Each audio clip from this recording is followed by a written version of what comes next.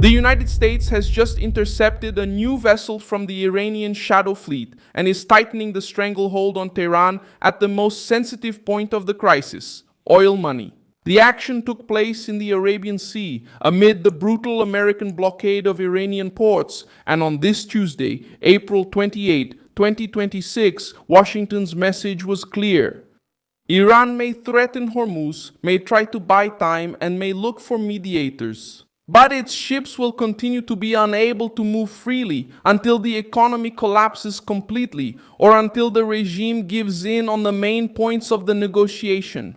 I'll tell you all about that in a moment, but right now you'll want to be subscribed to the channel to stay well informed with real-time information in the best journalistic quality ever seen with the credibility standard of Milson Alves. The intercepted vessel is the MV-7, a ship linked to the so-called Iranian Shadow Fleet. This network is used to transport oil and petroleum products outside the reach of sanctions, with indirect routes, shell companies, and attempts to hide the origin and destination of the cargo. According to the United States Central Command, the ship was boarded in the Arabian Sea by the USS Pinckney and was ordered to return to Iran under military escort. The case is significant because it doesn't involve just another ship being stopped. Sevam appears among 19 vessels.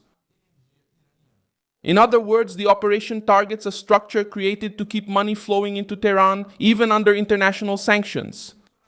For Washington, each shipment stopped means less revenue for the regime, less breathing room for its military machine, and less strength to support armed allies in the Middle East. The White House sees the crisis in straightforward terms. Iran tried to use the Strait of Hormuz as a pressure weapon. Iran tried to use the vital strait for oil and gas. Tehran sought to create fear in the global market and force concessions. But the American response was to turn the tables. If the Iranian regime tries to choke global trade, the United States targets the fleet that helps Tehran sell oil and keep its economy running. Since the beginning of the blockade against Iranian ports, 38 vessels bound for or coming from Iran have been redirected, according to figures cited in American news reports. This means delayed cargo, returned oil, threatened contracts, and buyers pressured to look for other sources. For an economy that depends on energy, this kind of squeeze is not symbolic. It hits the regime's cash flow. At the same time, Tehran tries to offer a convenient way out. The proposal sent to Washington through Pakistani officials would indicate that Iran would agree to reopen the Strait of Hormuz if the United States put the nuclear negotiations on hold. For the regime, it would be a huge relief. The blockade would lose strength, part of the trade would come back to life, and the nuclear program would be taken out of the pressure campaign's center. But that's exactly the point that Trump does not accept. The American president has made it clear that Iran cannot have nuclear weapons. For the White House, an agreement that reopens Hormuz without addressing the nuclear issue does not solve the crisis. It only buys time for Tehran. Washington wants the regime to accept negotiations and address the central issue without trying to separate the maritime blockade from the nuclear threat. Trump also canceled the second round of talks that would have taken place in Pakistan. The decision shows that the United States does not want to enter into negotiations conducted under Iranian pressure. The president's statement was tough. The United States holds the cards and Tehran knows what needs to be in any agreement. In other words, the regime may seek dialogue, but it cannot choose which topics are off the table. The interception of Seven shows that the pressure is not just rhetoric. It appears at sea, on trade routes, on sanctioned ships, and in the cargo that no longer reaches buyers. The goal is to prevent the Shadow Fleet from continuing to serve as an escape valve for the Iranian regime. What once seemed like a discrete network is now a direct target for the Navy. This Shadow Fleet is one of Tehran's most important economic weapons. With it, the regime tries to sell oil using foreign flags, confusing routes, and companies that are hard to trace. But the boarding in the Arabian Sea shows that this path has become narrower. The ship can change its flag, it can change its route, it can try to hide documents, but it remains vulnerable when it shows up on American radar. The United States military presence in the region has increased. The American news talks about aircraft carriers, refueling planes, military cargo planes, and an airlift to support operations in the Middle East. This gives the White House more capability to maintain the blockade and respond if Iran tries to escalate. Washington is not just threatening, it's positioned. In the military field, the assessment reported by the American media is that Iran no longer has the same strength as at the beginning of the conflict.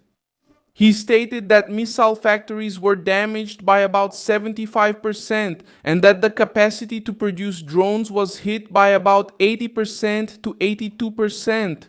Even if Tehran tries to rebuild part of this structure, the blow has reduced its room for maneuver. Still, the regime has not ceased to be dangerous. Tehran can threaten its neighbors, mobilize regional allies, and provoke instability, but now it faces pressure on several fronts at the same time. It suffers at sea, in exports, in finances, in military production, and in diplomacy. The proposal presented by Tehran does not meet the key condition demanded by Washington, and this keeps the blockade in place. Oil is at the heart of this dispute. The U.S. Navy has reportedly already sent back to Iran more than $1 billion in crude oil. This oil does not reach the market, it does not generate revenue, and it does not fund the regime's coffers. When production has nowhere to go, ports come under pressure, tanks fill up, contracts are at risk, and the energy supply chain starts to stall. That's why the Sivan has become a symbol. Economic warfare stops being just a phrase in a statement and becomes a concrete image. A real ship on a real route, forced to turn back. For Tehran, the warning is serious. The shadow fleet can be tracked, boarded, and forced to retreat. And each retreat reduces the confidence of buyers who still try to do business with Iran through hidden routes. The Iranian proposal also exposes the weakness of the regime. Tehran wants relief at sea, but doesn't want to give up its nuclear position. It wants to reopen Hormuz, but tries to avoid the demand that led Washington to toughen its stance. It wants to sell oil, but without accepting real limits. For the United States, this shows that the regime is still trying to buy time rather than solve the crisis. Washington bets that economic pressure can force a solution without a ground invasion. The priority is to maintain the blockade, to preserve air superiority and prevent Iran from quickly regaining its military and nuclear capabilities. The entry of American troops on Iranian soil does not appear to be the main course of action. The strongest plan is to suffocate the regime until it agrees to negotiate. Even so, the center of the standoff remains in Tehran. It was the Iranian regime that tried to use a vital route as a tool of blackmail. It was the Iranian regime that tried to separate Hormuz from the nuclear program. It was the Iranian regime that maintained a shadow fleet to escape sanctions. Now, that same regime feels the weight of a tougher American response, one that's harder to circumvent. In the end, Iran tried to choke global trade in Hormuz. The United States responded by choking the fleet that keeps Tehran afloat. Each intercepted ship increases the cost of Iran's gamble and pushes the regime toward a tough choice: accept a real deal or keep bleeding at sea, in oil and in cash. Leave a like on this video, subscribe to the channel, and at the end, check out the comments so you can be even more engaged with the ALVS community.